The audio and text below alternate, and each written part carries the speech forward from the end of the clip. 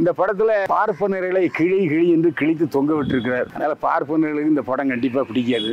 வேட்டையாட பொம்பு, அந்த புலியின் உரிமல், சிங்கத்தின் சீற்றம், அப்புறம் நரித்தந்திரம் எல்லாத்தையும் ஜாக்கெட் இல்லாமல் நடிச்சிருப்பாங்க. ஆனால் ஜாக்கெட் இல்லாமல் இருக்கும்போது அந்த வறுமை தான் தெரிகிறதே தவிர கவர்ச்சி தெரியவே இல்லை. அப்படின்னு திடீர்னு ஒரு சத்தம் போட்டுட்டு இருக்காரு. யாருன்னு உத்து பார்த்தா நம்ம பசுபதி. என்னை வாழ வைத்துக் கொண்டிருக்கும் யூடியூப் சேனல் நேயர்களுக்கு நன்றியும் வணக்கமும். பேப்பர் வெயிட் சேனல் நேயர்களே, போற்றுவார் போற்றட்டும், புழுதிவாரி தூற்றுவார் தூற்றட்டும், என் கடன் செய்திகளை தெரிவிப்பதே. நேயர்களே, இப்போது நாம் பார்க்க போவது தங்கலான் படத்தின் திரை விமர்சனம்.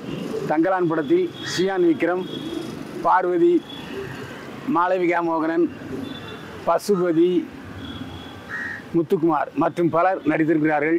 கிஷோர் குமார் ஒளிப்பதிவு செய்திருக்கிறார். ஜிவி பிரகாஷ்குமார் இசையமைத்திருக்கிறார். கதை, திரைக்கதை, வசனம் எழுதி இயக்கியிருக்கிறார் ரஞ்சித். இந்த படத்தை KE ஞானவேல் ராஜா தயாரித்திருக்கிறார். இந்த படம் ஒரு கற்பனை கதை என்பதை முதலிலேயே சொல்லிவிடுகிறார் ரஞ்சித். அதாவது மலையடிவாரத்து மக்கள், அதுவும் மலைஜாதி மக்கள் ரொம்ப வறுமை கோட்டு கீழே அவசரப்பட்டுக்கிட்டு இருக்காங்க. அவர்களுடைய நிலத்தை வெள்ளைக்காரன் ஆட்சி கீழே உள்ள ஜமீன்தார் முத்துக்குமார் அபகரித்து விடுகிறார். கொஞ்சம் போல கடனை கொடுத்து எல்லா நிலங்களையும் தன் பெயருக்கு எழுதி மாற்றிக் கொள்கிறார். அதனால் அந்த மலைஜாதி மக்கள் எல்லோரும் அவர்களுக்கு சொந்தமான நிலத்திலேயே அவர்கள் கொத்தடிமைகளாய் கூலிகளாய் வேலை பார்க்கிறார்கள். அப்போ தங்கலான் எனப்படுகிற விக்ரம் தன்னுடைய மனைவி பார்வதி 3 குழந்தைகளுடன் வாழ்த்து வருகிறார். 3 குழந்தைகளோட நைட்டு படுக்கும்போது பார்வதியை கட்டி அணைத்துக் கொள்கிறார். அப்போது பசங்களை தூங்க மாட்டேங்கிறாங்க. அப்பாவுடைய ஊடலுக்கு இடையூறாக இருக்கிறார்கள். அப்பா எனக்கு கதை சொல்லுங்க என்று கதறுகிறார்கள். உடனே அவர் ஒரு கற்பனை கதையை சொல்லுகிறார். அதோ திருதுபத்தியா யானைமலை, அதுக்கு பின்னாடி பூதம் இருக்குது. நம்ம பாட்டனுக்கு பாட்டன்லாம் அங்கே தான் வசித்து வந்தார்கள். அங்கே ஒரு ஆற்றுல மண் அள்ளம்னாக்கா தங்க பிசுறு கிடைக்கும். அதை வச்சு தான் என் முப்பாட்டெல்லாம் வாழ்ந்தான், சந்தோஷமாக இருந்தான்.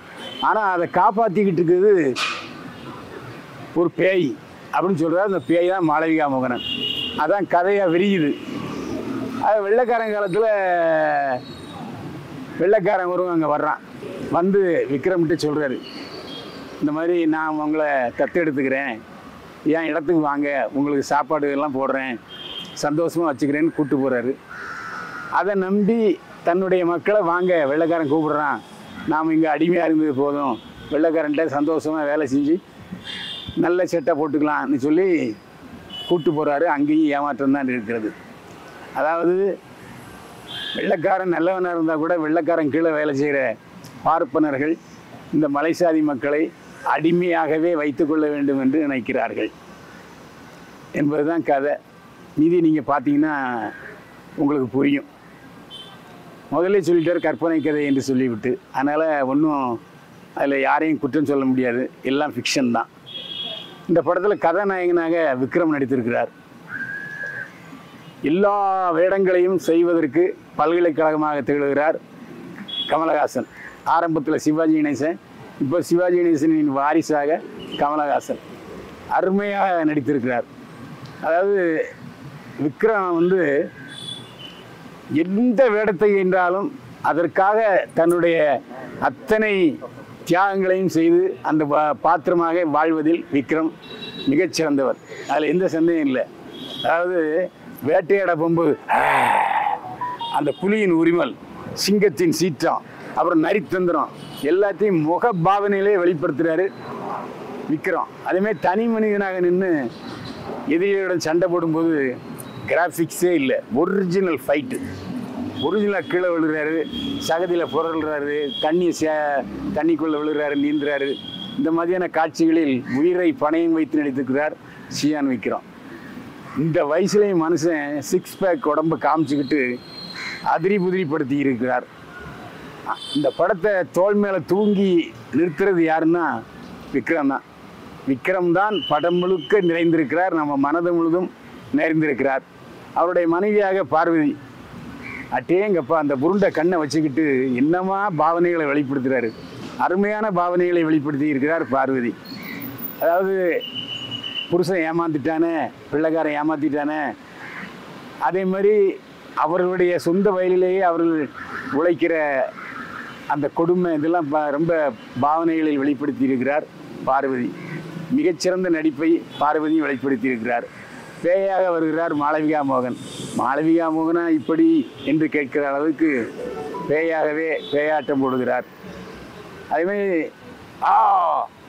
சொல்லப்பா போறாவா அப்படின்னு திடீர்னு ஒரு சத்தம் போட்டுட்டு இருக்காரு அந்த அந்த சேரிவாழ் மக்கள் கூட்டத்தில். யாருன்னு உத்து பார்த்தா ஆட நம்ம பசுபதி, வெயில் கதாநாயகன் பசுபதியான்னு பார்த்தா அவருடைய முகத்தை உற்று பார்த்த பிறகுதான் தெரிகிறது பசுபதி என்று. அப்படியே அவரும் இந்த கூட்டத்தோடு கூட்டமாக வாழ்ந்திருக்கிறார். சில இடங்களிலே நமக்கு தென்படுகிறார். இருந்தாலும் அந்த பாத்திரத்துக்கு மெருகேற்றி இருக்கிறார் பசுபதி என்று தான் சொல்ல வேண்டும்.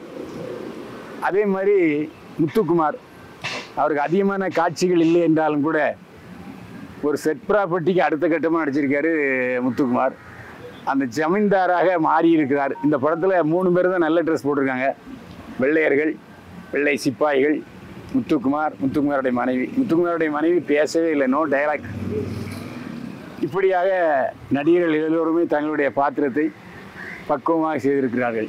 இந்த படத்தில் விசேஷம் என்னென்னா, பாரதி ராஜா படத்தில் ரஞ்சிதா அந்த பஞ்சம்பிளைக்கு வந்த பெண்ணாக ஜாக்கெட் இல்லாமல் நடித்திருப்பார்.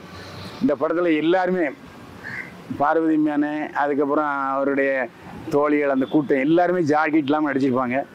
ஆனால் ஜாக்கெட் இல்லாமல் இருக்கும்போது அந்த வறுமை தான் தெரிகிறதே தவிர கவர்ச்சி தெரியவே இல்லை. இதற்காக இயக்குனர் பாரஞ்சித்தை பாராட்டித்தான் ஆக வேண்டும். இந்த படத்தில் பார்ப்பனர்களை கிழி என்று கிழித்து தொங்க விட்டிருக்கிறார். அதனால் பார்ப்பனர்களுக்கு இந்த படம் கண்டிப்பாக பிடிக்காது. அவருடைய அந்த லட்சிய வெறியை படத்திலும் பூத்தி இருக்கிறார். இதில் என்ன தெரியுதுன்னா, அந்த கூட்டம் இருக்காங்க இல்லையா, இந்த வறுமை கோட்டு கீழே வாழ்கிறாங்களா, அவங்களெல்லாம் படிப்பறிவு இல்லாத காரணத்தினால்தான் இப்படி கொத்தடிமைகளாக இருக்கிறார்கள் என்பதை வலியுறுத்தி இருக்கிறார். ஏன்னா அவங்களுக்கு படிக்கிறதுக்கான வாய்ப்பை யாரும் ஏற்படுத்தி கொடுக்கவில்லை. வெள்ளைக்காரனும் ஏற்படுத்தி கொடுக்கல, இவங்களும் அந்த காலத்தில் பள்ளிக்கூடம் இல்லை. அதனால் பள்ளிக்கூடம் இல்லாத குறையைத்தான் இந்த படத்தினுடைய குறையாக நாம் கருத வேண்டி இருக்கிறது. மற்றபடி திடீரென்று புத்தர் சிலை வருகிறது. புத்தர் சிலை எதற்காக அந்த இடத்துல வருகிறது என்பது தெரியவில்லை. புத்தர் அங்கே வந்துவிட்டு போனார் என்று சொன்னால் இவ்வளோ காட்டுமிராண்டித்தனம் இருக்காது. ஏன்னா புத்தர் அமைதியை விரும்புகிறவர். அமைதியை விரும்புகிறவங்க எதுக்கு சண்டை போடுறாங்க என்பது நமக்கு தெரியவில்லை. புத்தர் சிலையை பார்ப்பனர் ஒருவர் சொல்லி வெட்டி வீசி விடுகிறார். அப்புறம் மறுபடியும் அந்த புத்தர் சிலை வந்துடுது. அது ஃப்ளாஷ்பேக் காட்சி என்பது நமக்கு தெரியவில்லை, சரியாக புரியவில்லை என்று தான் சொல்ல வேண்டும். இந்த படத்தில் ஒளிப்பதிவாளர் கிஷோர்குமார் அருமையான வேலை. அது எப்படின்னா, படத்தில் வண்ண கோலங்களாக ஒளிப்பதிவு இருந்ததுன்னா வேறு மாதிரி கதை அம்சமாக இருக்கும். இது வறுமை கோட்டு கீழே உள்ளவங்க கதைங்கிறனால ஒரு கேவா கலர் டைப்பில், அலிபாபா 42 கலர் படம் பார்த்தீங்களா, முதல் கலர் படம் பார்த்தோம்ல, சிவப்பாக இருக்கும்ல, அந்த மாதிரி இருக்குது. கொஞ்சம் மண் கலரை ஒட்டி மண் சார்ந்த மக்கள் அதை காமிச்சிருக்காரு. ரொம்ப நல்லா இருக்குது. எந்த இடத்திலும் நம்மை சோடை போக வைக்கவில்லை ஒளிப்பதிவாளர் கிஷோர்குமார். எத்தனையோ படங்களுக்கு இசையமைத்திருக்கிறார் கதாநாயகன் ஜி பிரகாஷ்குமார். அதான் சிற்பியிடம் மாட்டிக்கொண்டால்தான் பாறையும் சிலையாகும். அந்த மாதிரி இந்த இயக்குனரிடம் வேலை பணியை பார்த்ததால் ஜிவி பிரகாஷ்குமாருடைய இன்னொரு முகம் தெரிகிறது. அதை இன்னொரு பரிணாம வளர்ச்சி தெரிகிறது. இந்த 3 பாட்டு வருது. 3 பாட்டும் ஜிவி பிரகாஷ்குமார் இசையமைத்த மாதிரியே இல்லை, பிரமாதமாக பண்ணியிருக்காரு. அதில் தெம்மாங்கு ப்ளஸ் அந்த மலைஜாதி மக்களுடைய இசை ரெண்டையும் பொருத்தி நமக்கு பிடித்தமாக மனதிலே பதியக்கூடிய விதத்திலே இசையமைத்திருக்கிறார் ஜிவி பிரகாஷ்குமார். அதற்காக அவரை பாராட்டியாக வேண்டும். அது மட்டும் இல்லை, பின்னணி இசையிலையும் ஜிவி பிரகாஷ்குமாரின் இன்னொரு திறமையுள்ள முகம் தெரிகிறது. எனவே ஜிவி பிரகாஷ்குமாரையும் கண்டிப்பாக பாராட்டி தான் ஆகணும். இந்த படத்தில் பாரஞ்சித் செய்கிற ஒரே தப்பு என்னென்னா, படம் என்பது கொஞ்சம் பொழுதுபோக்கு விஷயங்கள் கண்டிப்பாக இருக்கணும். ஏன்னா கேஇ ஞானவேல் ராஜா பணம் போட்டிருக்காரு. கேஇ ஞானவேல் ராஜா தன்னுடைய முதலீட்டு பணத்தை எடுத்தாக வேண்டும். தியேட்டருக்கு வர்றவங்கலாம் என்ன படங்க லட்சியத்தை பார்க்குறதுக்காக வர்றாங்க, பொழுதுபோக்குறதுக்கு தான் வர்றாங்க. அந்த மாதிரி பொழுதுபோக்கு வந்து ஒன்று பேய் படமாக இருக்க வேண்டும், இல்லது கொஞ்சம் கமர்ஷியல் படமாக இருக்கணும். இந்த இதில் கமர்ஷியல் என்பதே மறந்து விட்டார் பாரஞ்சித்து. எவன் விட்டு காசும் ஆகுதுன்னா படம் எடுத்திருக்காரு, அதனால் எடுத்திருக்காரு. ஒரு தடவை கண்டிப்பாக மேக்கிங்காக பார்க்கலாம். இந்த ஃபிலிம் மேக்கிங் வந்து ரொம்ப அருமையாக இருக்குது. பாராட்ட வேண்டியது நம்முடைய கடமை. மேக்கிங் நல்லா இருக்குது. ஆனால் அதே சமயத்தில் கொஞ்சம் இடைவேளைக்கு முன்னால் ஒரு 10 நிமிஷம் போர் அடிக்குது. அதுக்கப்புறம் இன்டர்வியூக்கு அப்புறம் கதை சொல்ல வரும்போது கொஞ்சம் எழுந்து கொள்கிறது கதை. கொஞ்சம் அங்கங்கே படுத்து தான் படம் போகுது. ஒரு முறை கண்டிப்பாக பார்க்க வேண்டிய படம். அதுவும் ஜீனியஸ் தான் பார்ப்பாங்க. இந்த குழந்தைகள், இந்த காலேஜ் போகிறவங்க, பிஸ்தா சாப்பிட்றவங்க, பீஸா சாப்பிட்றவங்கலாம் இந்த படம் பிடிக்காது. சந்தியா முதல்ல சொல்லிடுறேன். ஏன்னா அழுக்கு மக்களை பற்றிய படம் இது. இது வித்தியாசமான புதுமை விரும்பிகளுக்கு இந்த படம் பிடிக்கும். மற்றவங்களுக்கு என்னடா இது ஒரு படமாக இது அப்படின்ட்டு கேட்க வைத்துக்கிட்டு விடுவது பாரஞ்சித் இயக்கம். அதில் எந்த சந்தேகமே இல்லை. தங்கலான் நிரந்தரமாக மனதில் தங்க இயலாதவன்.